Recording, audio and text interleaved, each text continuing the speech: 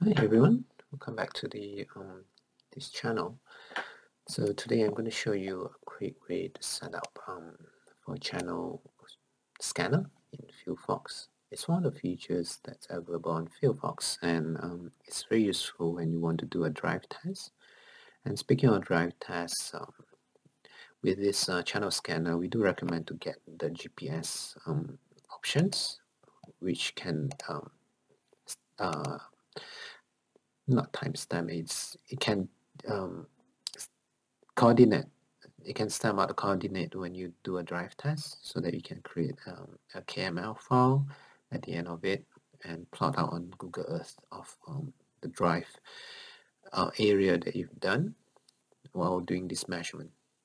So let's go to how to set up for GPS. Just go to System Configurations, GNSS or GPS.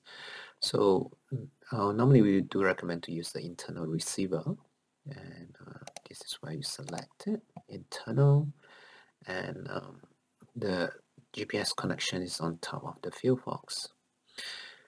And then so this way you can select which type of technologies, either the GPS, GLONASS, Baidu's, or Galileo. Then we normally do recommend to turn on the display, so that you make sure that your location is locked before you start doing the drive test. So with that done, let's go back to this channel scanner. Just go to Mode, More, Channel Scanner. So this is the default screen that you're going to see. So how do we set up? There are two ways of doing it. One way is setting up by range. Range as in like you start the frequency and what is the interval step size in between channels, and each channels what is the integrations bandwidth.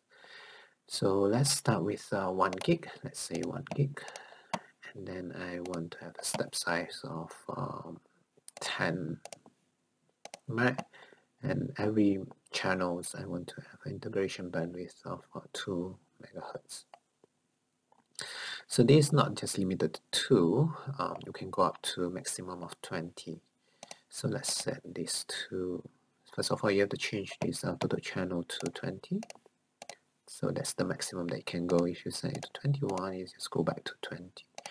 So search count, we also go up to the maximum. Oops, search count 20.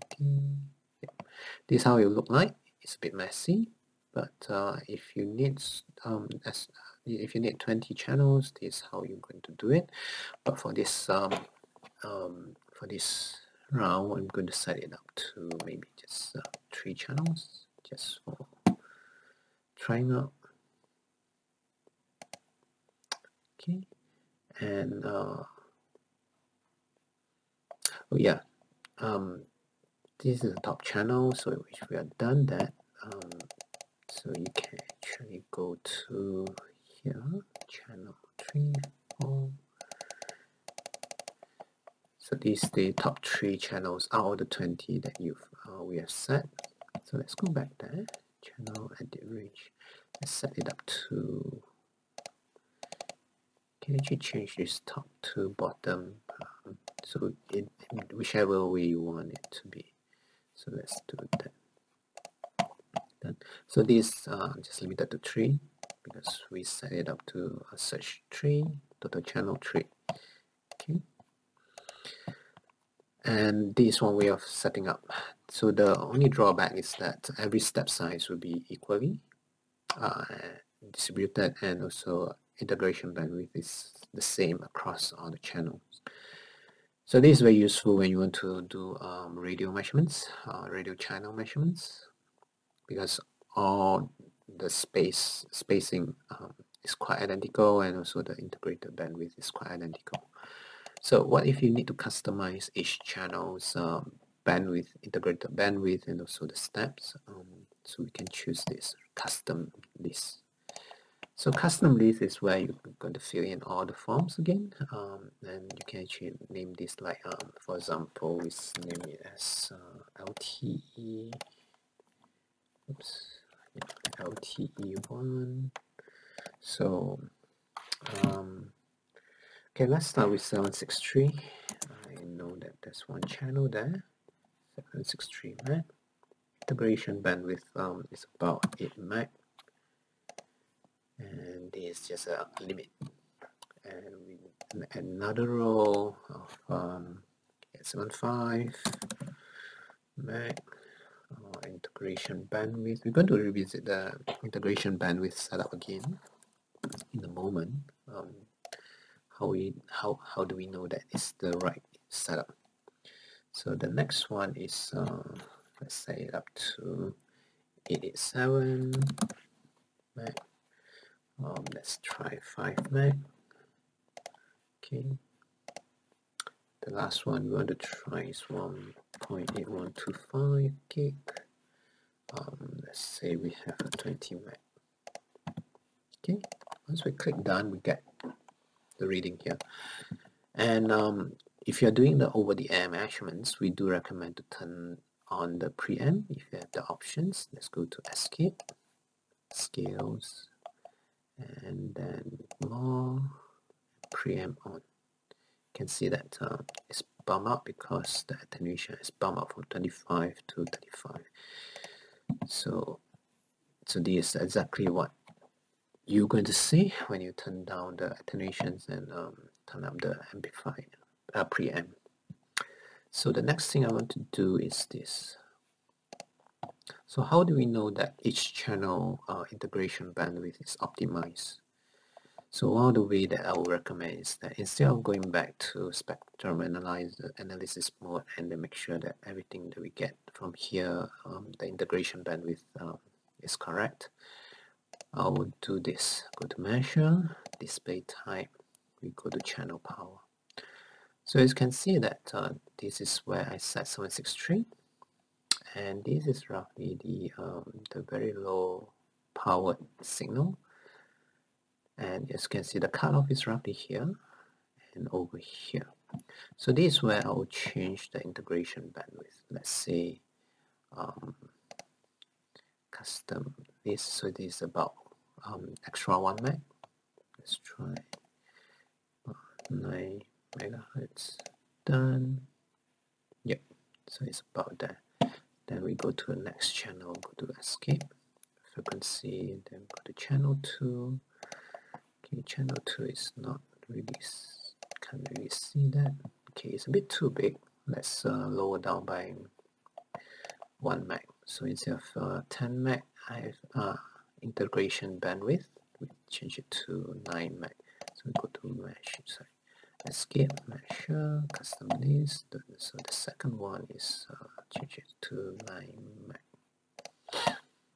So there we go. Okay. And so on and so forth. Let's change the third one. So we probably have to cut off another one and a half. So Escape, Measure.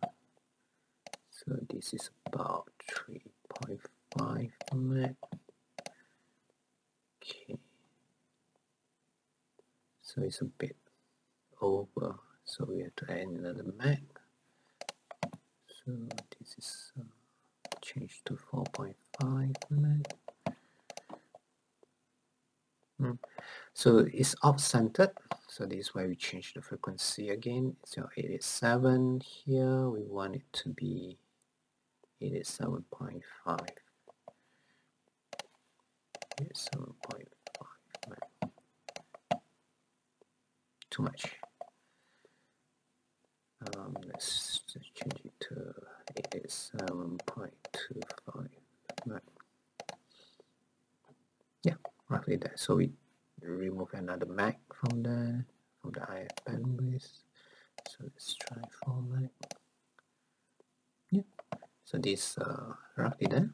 So we try the last one. Sorry, the last one. Just go to Escape, Frequency, change channel to 4. Yeah, instead of 20 meg, we are looking at 2 meg, 18 meg. I have bandwidth, so let's see here, 18 meg. Done.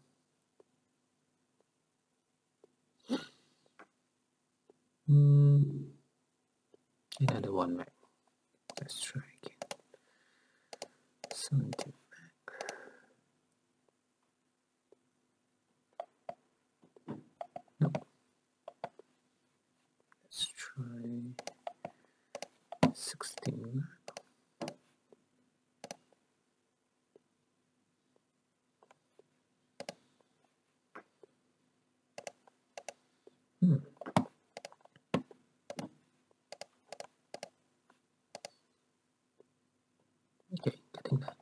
So let's try 14 right.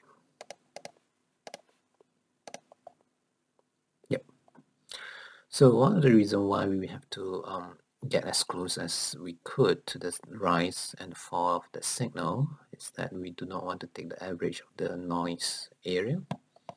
So this is how it look like, and now we can actually do a strip chart for every channel, how it responds over time, or we can do a chart overlay, every channel will be on it, and then we can compare the color of it. So it all depends on how you want it to look like, and then once you're comfortable with that, then you can start the data logging. So record setting this way. You can do an interval. You don't want it to take a reading every milliseconds. So we can do it either distance or time. So distance, of course, we need the GPS. So if you are driving in a very heavy traffic road with all the traffic jam, we do recommend to use distance instead of time, because you might get one big lump of data at one side, but and spread out on the other side if you put a time, because time doesn't care whether you are in the traffic jam or not. It still take a reading every 10 seconds, for example. You can choose a distance, and that's it. And then once you're comfortable, you can start recording, and the recording will start, and this way you can see it start increasing when you can do stop. And then so this view is just spread out across time, just to tell you at what time slot it has a higher power for certain channel. So you can also play back across time, every scan, how it responds. And of course we can do this the map. So map, there's another video in my channel to explain to you how to load the map to FieldFox. So if you do a drive test across a distance, you start seeing the data plotting out across the area which you have driven. Okay. Before I forget, one thing you can do with the data is to export it as either a CSV file or KML file. So how do we do that is through here. You can go to escape. You can either go through measure data logging or escape trace data logging, is the same thing. Then after you do the recording, you can play back, just make sure that that's what you want to see. Then we can stop it. And we want to export this as a KML file, so we just go to record, save on recall, and then we choose a file type. I do recommend to start with KML file first. Then click enter, because from KML file we can export it. We can recall and change it back to CSV file. So that's my normal practice. So then we just go to save log file, and then this will be in KML file.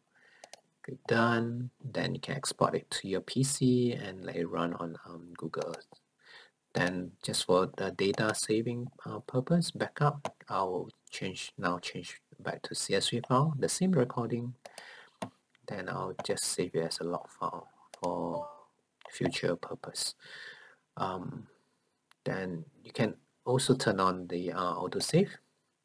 Means that at every interval they will save it for you, okay, so that you won't lose any data. So you can actually do this.